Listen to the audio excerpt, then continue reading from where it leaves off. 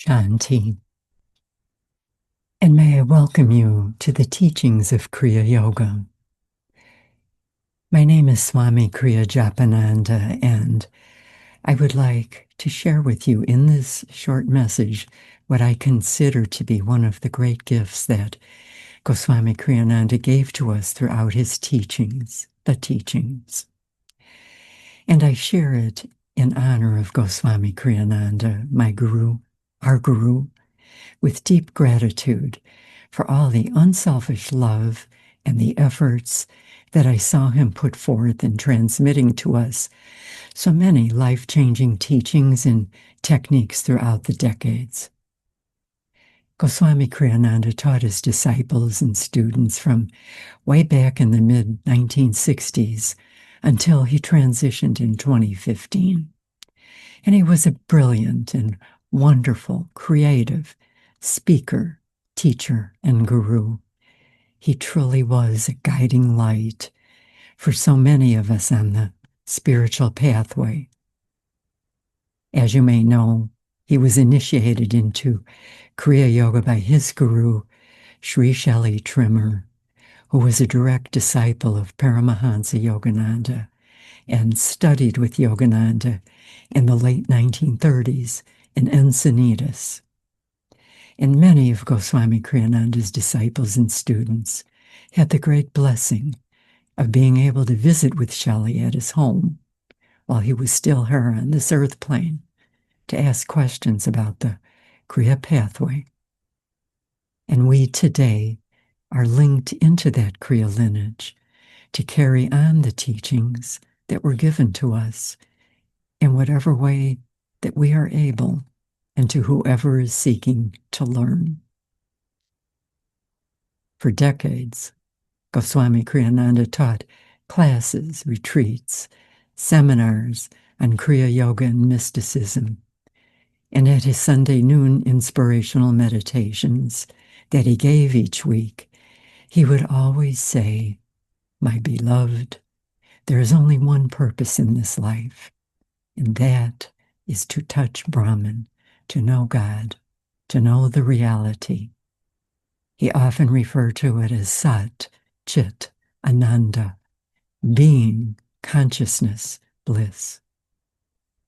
Shelleyji called it unselfish love, the bliss of God, ever new, ever unfolding bliss. Yogananda called it self-realization with a capital S. And there are so many different names for this reality, and I can only talk about it in terms of my own understanding of that reality, and that is how I present it to you here today. I like to call it the divine self, the pure, eternal spirit, light consciousness that manifests our physical earth life. But whatever name you give to it, awakening to that awareness, the movement to enlightenment is really what the spiritual path is all about. And Goswami Kriyananda taught us how to awaken to that awareness in two ways, I would say. One, he taught the special Kriya Yoga techniques, mantra, meditation, the special pranayama techniques for balancing the chakras and awakening and lifting that divine energy within. And secondly, he taught us brilliantly the philosophy of Kriya Yoga, and he taught it in easy to understand, down-to-earth language. He taught us the spiritual guidelines for creating a positive and happy earth life while seeking higher awareness. And he taught us how to quiet our thoughts and emotions so that we could find inner peace. And he taught us wisdom. He always said, wisdom, wisdom, wisdom. The wisdom on how to deal harmoniously with all the problems and complexities of this earth life. He always said, come to know the nature of things. And that is how we learn to get along harmoniously with our fellow sentient beings and creatures and our fellow earthlings, as Kriyananda called us. And I wanted to talk to you today about what I consider to be one of the greatest gifts that Goswami Kriyananda gave to us through the teachings.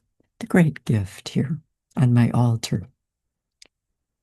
What is that great gift? It is simple yet very profound. It is the awakening to the awareness of the feeling of life with a capital L. And I'll say that again. It is the awakening to the awareness of the feeling of life. Not the awakening to the feeling of our emotions, but the awakening to the awareness of the pure feeling of life. And you may say, what are you talking about? I don't need to be awakened. I know the feeling of life and what it feels like to be alive. But we really don't. We are more in tune with the noise of our thoughts and emotions and our life dramas. And that noise silences that precious divine presence or feeling awareness of the core of life. At Kriyananda Sunday noon meditations, especially in the early 1970s, he would always say, God is life. God is life. And when he said that, it caught my attention and it changed my life forever. It expanded my mind by giving me a thought I had never thought before. Because I always thought that God was some being in the heavens, a figure that was above this physical world somewhere. I really wasn't sure. And I came to realize at an intuitive soul level that God is an all-pervading, creative, intelligent consciousness with a capital C that is life with a capital L. And it exists everywhere and in everything. That feeling of unselfish love, that bliss consciousness, it dwells in everything, including myself and including yourself at a spiritual level. It is what makes life alive. It is what gives life to life. I worked for Goswami Kriyananda for many decades, and in the early days, what stands out in my memory was typing his manuscripts, his books. It was a very precious piece of dharma for me. And his original texts had a plethora of capitalized words. He capitalized everything. He always capitalized words to give them importance, and his editors would tend to make them lowercase. But he would give me an audio tape to transcribe. I would type it on paper. There were no computers at that time, if you can even imagine that. And I would give the manuscript to him. He would write in the edits, give it back to me, and I would type in the corrections. And when I was typing these edits, I noticed that he would cross out the word God, and he would put in or handwrite above it the word life with a capital L. And that experience was very precious to me because it made me stop and reflect. And my perception about God and life changed. And I no longer looked for a God in the skies, but I looked right in front of me to see what I could see here and to feel what I could feel here. This morning, I went outside, and I've got a lot of trees and foliage where I live, and nature has become very close to me because of it. And I was walking up the stairs to my door outside, and on the wooden railing by the door, I saw a little miniature green grasshopper. They call it a nymph, and I couldn't help but stop to bend down to look at it more closely. It had eyes, and there were two antennas moving, wiggling, looking for danger vibrations like me, and detecting the life in front of it. And I couldn't help but look at it and see the divine energy of God flowing through that little creature. Some might call it a pest, but in and of itself, it is a divine creation. And I thought, how can anyone say that God is not right here in front of us, as well as within us in meditation? What a wondrous life we have in front of us that Kriyananda talks about, the feeling of life. Yogananda talks about it as God has condensed his consciousness into finite forms. And that is what all of us creatures are. At Kriyananda's Sunday noon meditations, especially when he was in a very balanced and meditative state, through his words and his presence, he radiated that bliss feeling to those who were there in the temple with him. And when I first started attending his noon meditations in the early 1970s, I didn't know what the word for it was. All I knew was that it was something I had never experienced before. And I now know what the word was. It was Ananda, Ananda, Ananda, the bliss of life.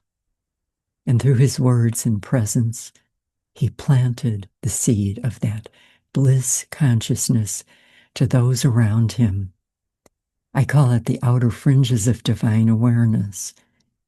And when those of us who were there left, and we went back to our everyday lives and everyday states, we had to feed that seed, that state of consciousness, because the guru or the teacher, he or she can plant the seed, but it is we who have to cultivate it in the garden of our soul. We have to do the work. We have to water it, or it will remain dormant. Kriyananda always talked about the wonderment of life, that life was wild and wondrous. And you might think, what wonderment, what wild and wondrous wonderment? Because I think we tend to gravitate towards what Kriyananda called the basement, negative thoughts, angry, chaotic, fearful emotions. But it is through Kriya practice and by changing our state of awareness, our attitudes, our thinking, that we lift above the basement to what Kriyananda called the sunlight eternal. Kriya Yoga is the yoga of spiritual action. And this Kriya practice, it helps us to balance the chakras so we can lift to higher awareness. What are those actions? There are many, both internal and external. It is learning to let go.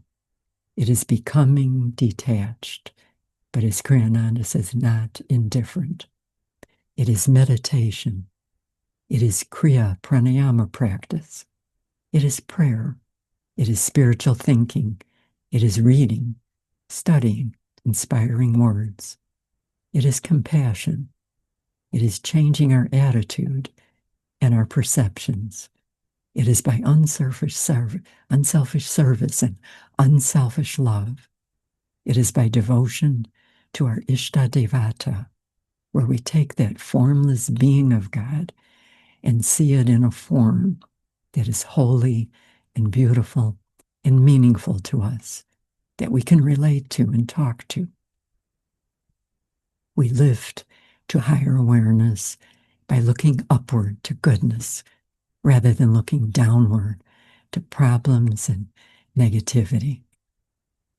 A week or so ago, number of weeks ago, with all of nature thriving, I was walking my greyhounds with a friend, and This friend can tend to be quite negative about life at times, but he is as he is, and as he is, he ought to be, as Kriyananda would say. And as we were walking, I looked up and I saw a magnolia tree. And I said to him, that magnolia tree over there is really beautiful, and the fragrance from the blossoms are breathtaking. Wow. And I felt that feeling of life. God is life. And I felt a wave of that bliss consciousness flowing through all of life right in front of me. And my friend looked over to the yard and then looked down and said, yeah, but did you notice that guy's yard over there? He still hasn't mowed his lawn this year. Look at all the weeds. He really should take care of his yard better. And I had to recenter my mind for a moment so I wouldn't let his negative thought knock me off center and lose that subtle bliss awareness. And we kept walking, and I saw a silver maple tree with a cardinal sitting on a branch of the tree. And I said to him, look at the cardinal in that tree over there. The red color is so vibrant and beautiful. It must be a, quote, visitor from heaven, unquote, as they say when a cardinal appears. And my friend said, yeah, but look over there at all those broken pickets on that fence. They really should fix that. And I think we tend to be like my friend. We look down at the problems instead of looking upward, expecting good solutions to see the goodness and the more hopeful side of life. Researchers say that we think 60,000 thoughts a day, and 80% of them are negative. We have been given this fantastic gift of a mind, and it is a fantastic gift from this all-pervading creative consciousness.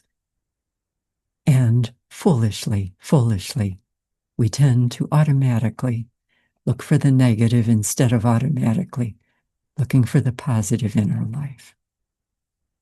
Getting older, I've certainly come to realize that we waste so much of this precious life in front of us in negative thinking about ourselves, about others, about life, about things, when all we need to do is, with a little bit of effort and appreciation,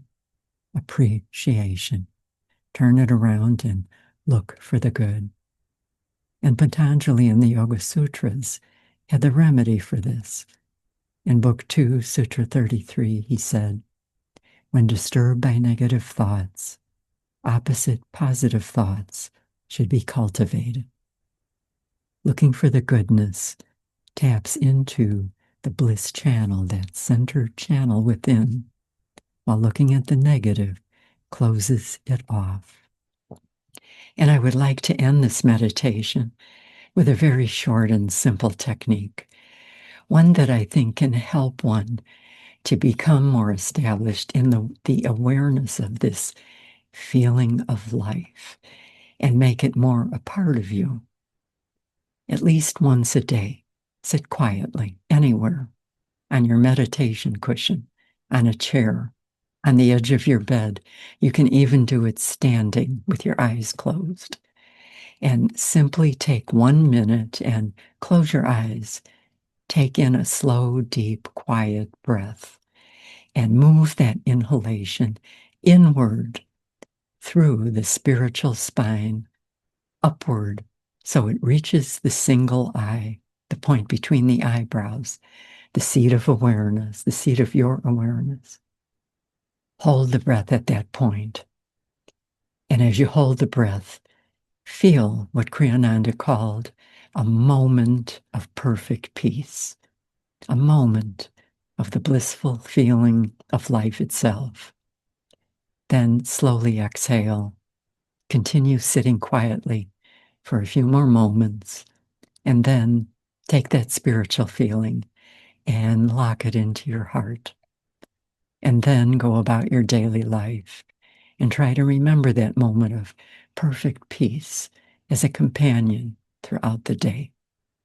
And use that companion to help you see people and things, us struggling earthlings, animals, nature, and grasshoppers, and all of life around you through the lens of compassion, peace, ananda, despite, and here's the key word that Kriyananda used to say, despite whatever negativity is happening around you. Don't let it pull you down, near or far, and let you lose your inner peace. Let it go and help the world by being peaceful within your own being. And I thank you for sharing this time with me and for sharing what I think to be Goswami Kriyananda's great gift to his disciples and his students. The awareness of life with a capital L. Namaste and Shanti.